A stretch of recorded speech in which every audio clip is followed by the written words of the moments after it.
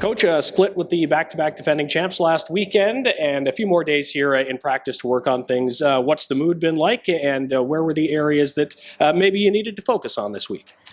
Mood's been okay. I mean, obviously, you lose a game, you get a bad taste in your mouth. But the area's a lot of compete. Spent a lot of time Monday. Those little races that we didn't win, the little 50-50 pucks we didn't win, little edge battles we didn't win. Kind of focus on that on Monday to try to get the compete back up, and then again just trying to implement guys in new lines on Tuesday. So good couple good days of practice. Getting into the slog of the season here, midway point tonight, and Angus Crookshank has stepped up in the last 5 games with points for you guys. It's obviously nice to have him going, but how important is it to have him firing away?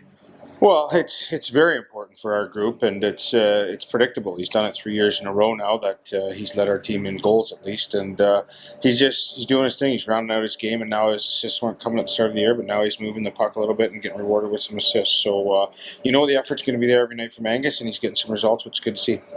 Sam Gagne seemed to fit in pretty nicely last week in his first couple of games with the club. You've had a few more days to work him in. How much of a benefit is that, and how much more can you get out of a player like that? Well, I think Sam just getting back into the routine of practicing every day and getting into the rigors of back-to-backs, which doesn't happen a lot in the NHL. And so that second game, his legs were probably getting a little heavy for him. So a couple more days of practice in the grind of doing it every day is probably beneficial for him. But again, he's been fine. Yeah, and I know you chatted about it on TSN 1200 this week. Just what else he adds other than his play on the ice, just having that kind of experience around? Yeah, guys gravitate to him, obviously, with his resume and just his personality. He's a very approachable guy, very professional guy, loves his craft, loves the game, loves to be around the guys. So very easy for our guys, even the young guys, to approach him and ask him questions, or you just catch them watching him do drills after practice or what he does in the gym. So it's all positive with him.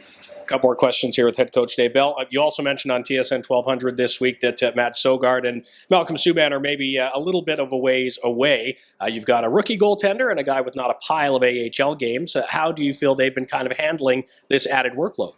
I think they're embracing it. I think Gibby's done a good job getting them prepared. I don't think you can throw any of these last few games on them as goaltenders as being the cause of the loss. So they're competing. It's a hard position to play, especially as a guy with not a lot of experience. So they're battling. They're giving us a chance every night. So that's all I can ask for. A little bit healthier on the back end again. You get to Wiley back and Donovan Sabrango, who wasn't hurt, but nice to have them in the mix again last week.